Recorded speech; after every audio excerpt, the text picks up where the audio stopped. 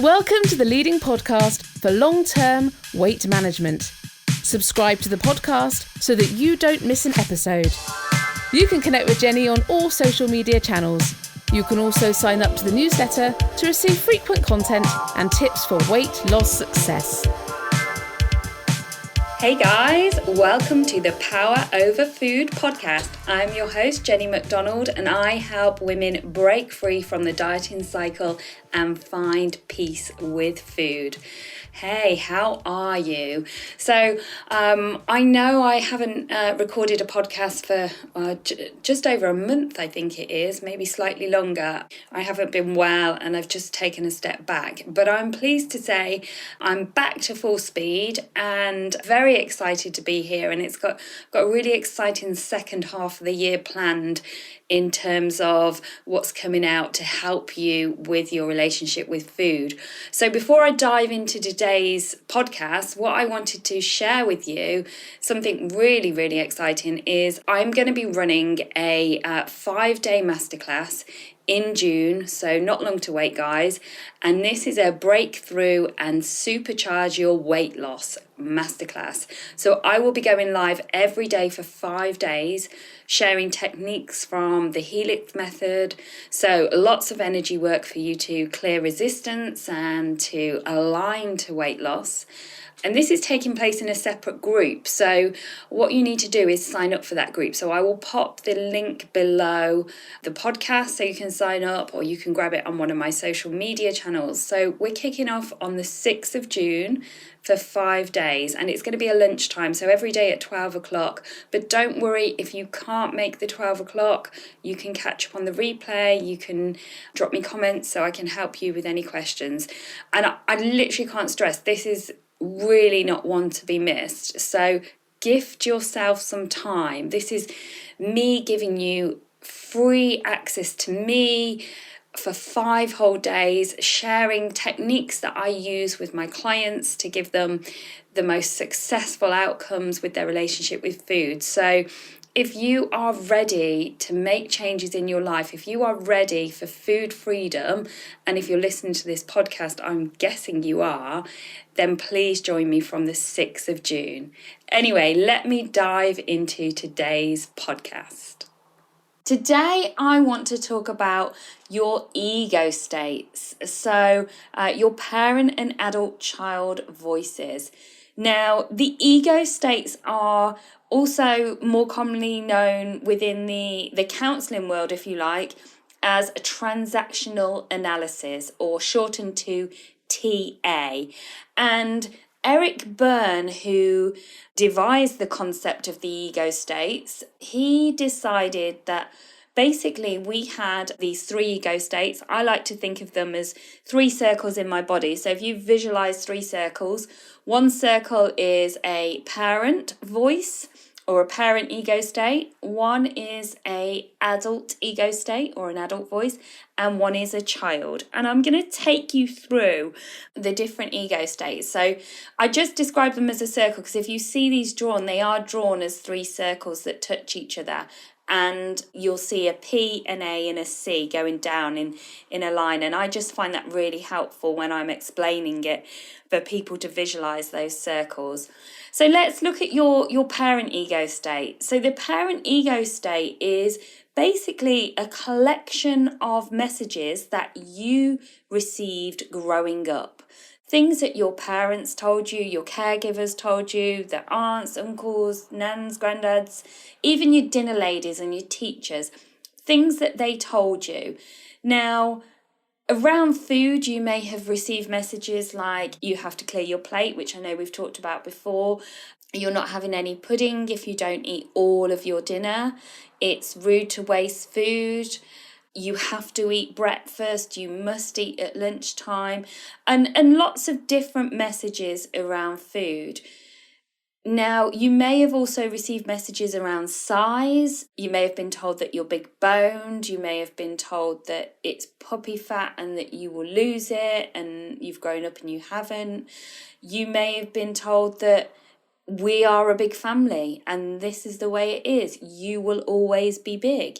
So you will have lots of messages. So one of the things you can do is just grab a pen and paper at some point today and just write at the top parent messages and spend some time thinking, what were you told growing up? What were you told about food, about eating, about size, about diet? What were you told? How were you told to eat? Because I think about the messages I received growing up and the types of food we were given. And I certainly grew up in a time where I think processed foods were just becoming like quite a big thing. You know, the supermarkets were starting to be stocked with an abundance of food. And for my parents, it was quick, it was easy. They both worked full time.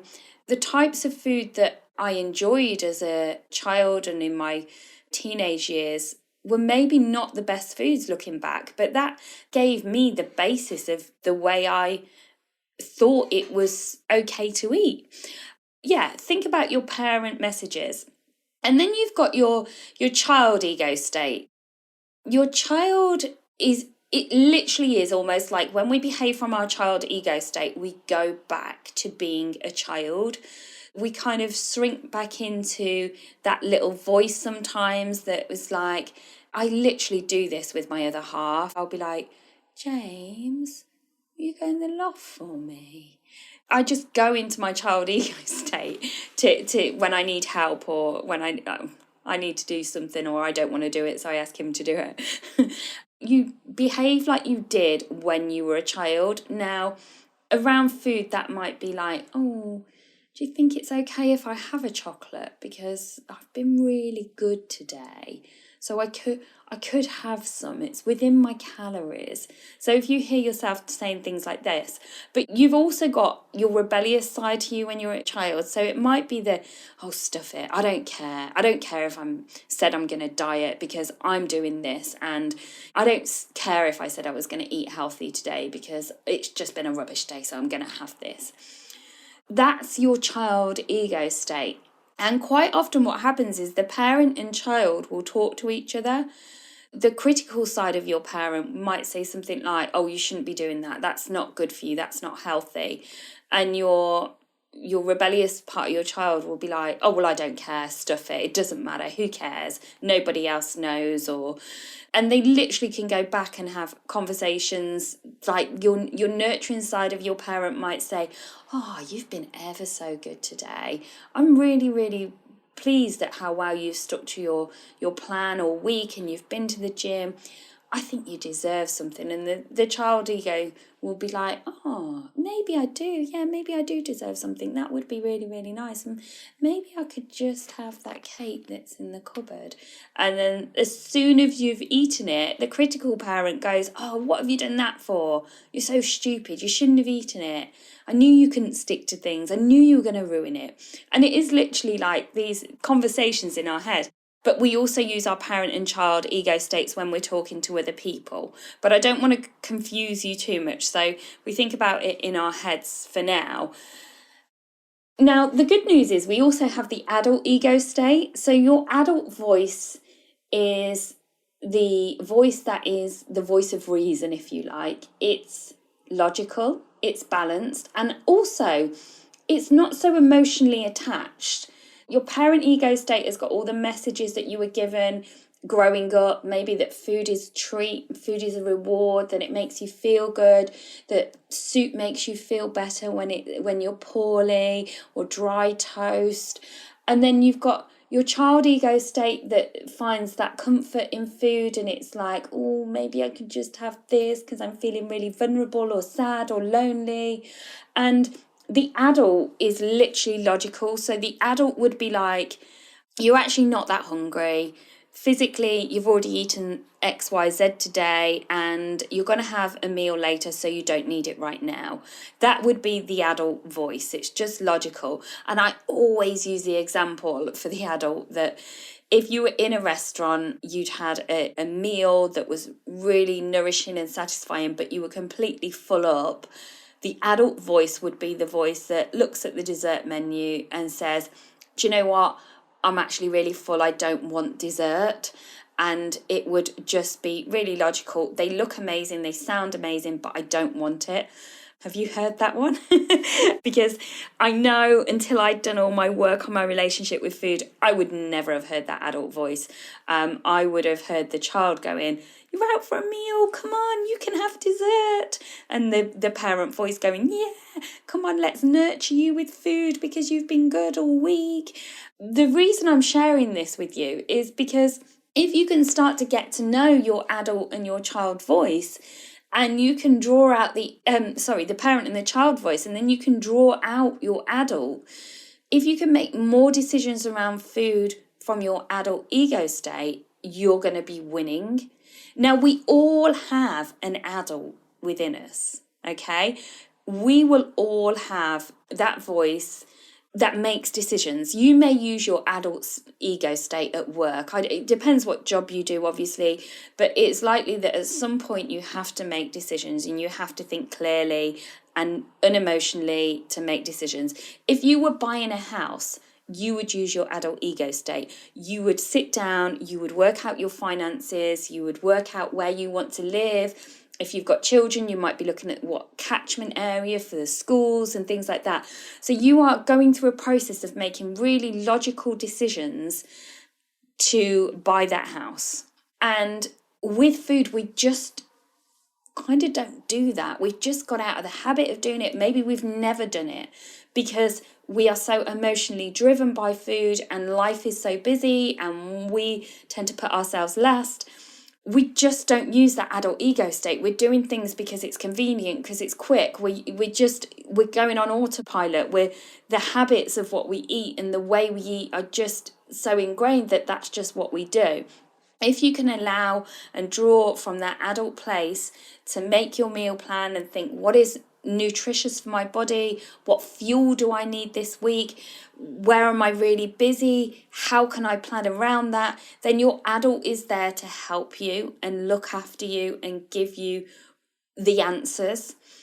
But when your parent and your child ego state come into play, they can lead you down different paths.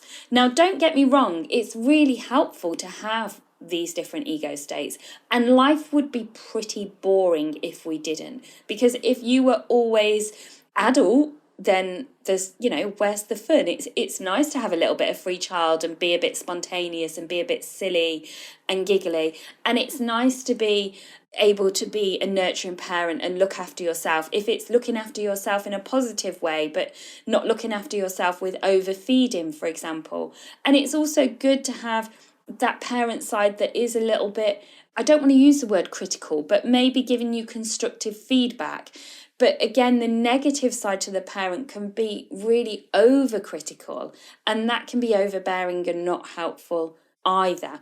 So it's finding this balance between your ego states. But a great thing to do, as I say, is just think about your parent messages, because that will give you a lot of insight to the way you think about food. And a lot of the messages might be outdated. So saying you don't want to waste food and you can't put it in the bin, if that's your message and that's been passed down from generations, you may find that's outdated now, that it is okay to chuck some food away rather than eat it. Now, obviously, I don't want to encourage people to waste food, because I think we do need to be mindful of waste. However, what we don't want to be doing is stuffing our food in our mouths that we don't need because we are full, just because we have this message that we're not allowed to waste it, which the message may have been very prevalent years ago when food was scarce. There was maybe rations or not enough money within the family.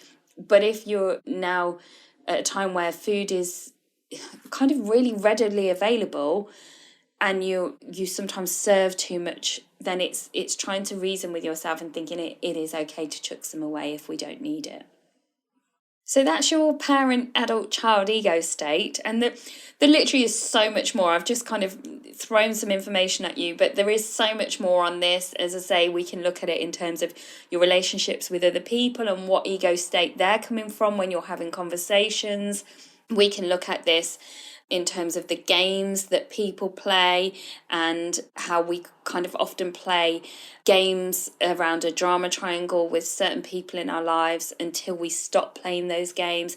And all of this has an impact on our thoughts and feelings, and therefore usually has an impact on our relationship with food when we are emotional eaters and we turn to food for that pick-me-up and comfort.